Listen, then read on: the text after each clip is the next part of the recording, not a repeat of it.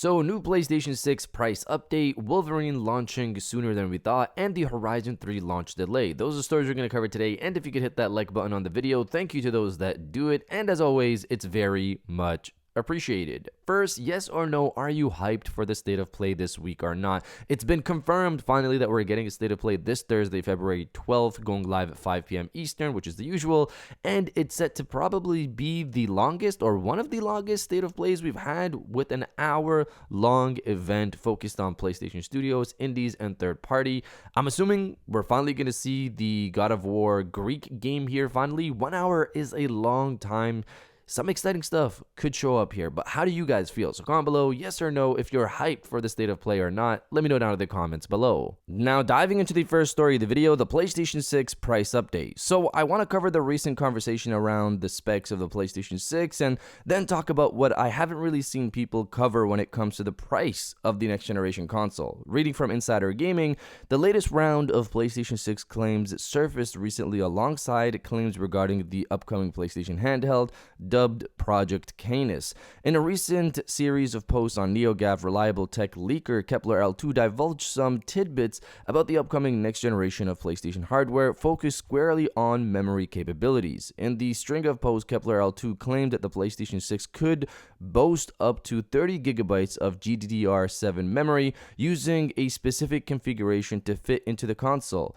Elsewhere, the PlayStation handheld, Kepler L2 says, could have as much as 24 gigabytes of LPDDR5X memory, putting it at least on par with the recently released ROG Ally X, arguably the most premium handheld on the market. I will say to that, the one that's rumored for the next PlayStation handheld is a bit faster, but yes, it's along the same lines. To continue, in a thread on NeoGAF, Kepler L2 addressed a question around how Sony would hit 30 gigabytes of DDR7 with only 4 gigabyte modules on a 160-bit bus. Per Kepler L2, the tech titan would opt for 3 gigabyte memory modules arranged in a clamshell configuration. It would reduce the memory bus, but would hit a higher memory speed overall and promote more bandwidth as much as 640 gigabytes per second. Additionally, Kepler L2 suggested that a good amount of memory for the PlayStation Portable, PlayStation 6 handheld, would be 24 gigabytes, which is more or less the industry standard right now for top-tier handheld gaming devices.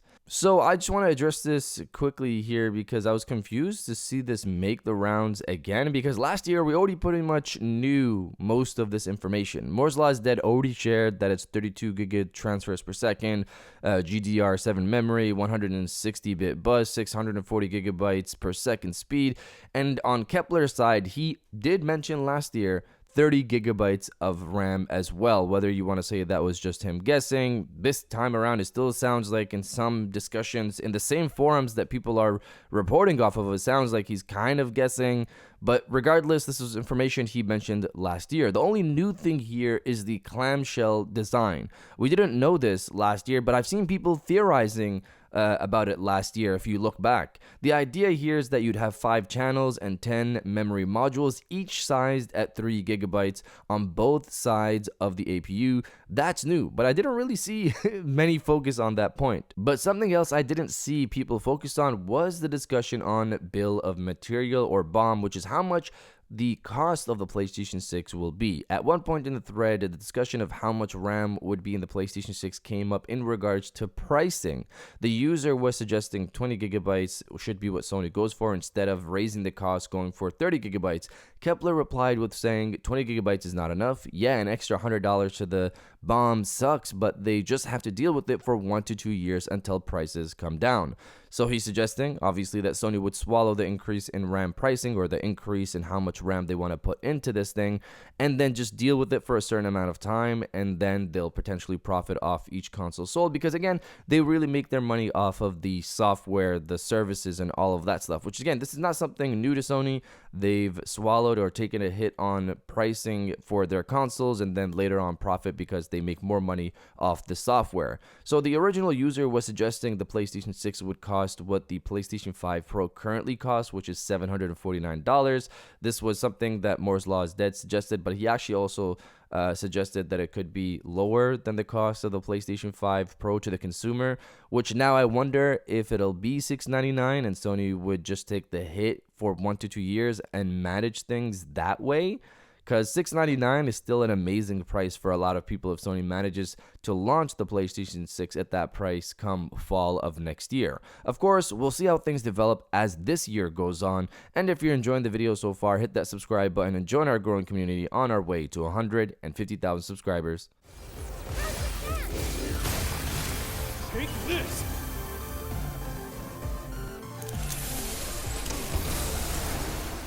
Now, diving into the second story of the video, the Horizon 3 launch delay. So recently, Jason Schreier commented on Horizon 3 over on Blue Sky, where a user was surprised that he called Horizon Hunters Gathering the next big thing from Guerrilla Games. The user replied with, "Oh no, I expected they're working on Horizon 3. I assume we can't expect for it to launch before a long time then." And Jason replied with just, "Yup, no extended answer, no nothing." Everyone ran with this and basically just started saying that Horizon 3 is a ways off, but we don't even know what a long time is to Jason. He just said, yup. Horizon 3 was confirmed in the works back in 2023 by Guerrilla Games alongside the online title. It would be hard for me to believe that this was actually what most of the team was doing, and they just dropped a trailer for this big game that a lot of the team was focused on a random day during the week. This game was also in the works when Horizon Forbidden West was in the works as well. It's been ongoing since 2018. If Horizon 3 has been in the works since 2023, maybe a bit earlier, then we should get a first look sometime in 2027 and with a launch in 2028, which would make this a cross-gen title, obviously. And this would follow the new approach of Sony, which is to announce a game like about a year ahead of launch. Jason's comment doesn't really change anything unless Horizon 3 is launching in 2029 and beyond, because otherwise we expected 2027, 2028 for the potential Horizon 3 launch. That hasn't changed. But you guys let me know if you're excited for Horizon 3 or not. Let me know down in the comments below.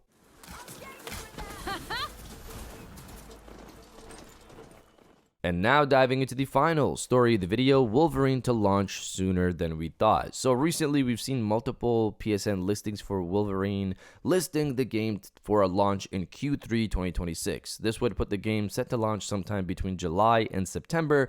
Considering Insomniac said fall, I'm sticking with the time frame I said a while back, which is it's probably launching in September. But back then I was basing that off of Modern Warfare 4 launching in October and Grand Theft Auto 6 launching in November, so I guessed that Insomniac would want to give some space between both of those games and launch this thing in late September to early October. It would be great if Wolverine actually launches sometime in July or August, but let's see if they decide to change their minds to give Wolverine even more breathing room. But you guys let me know if you think Wolverine will launch in July, August, or September. Let me know down in the comments below. And if you guys did enjoy this video, please hit that like button as it always helps, and subscribe if you're new. I got new videos every Monday, Wednesday, and Friday, and now I'll check you guys out on the next one.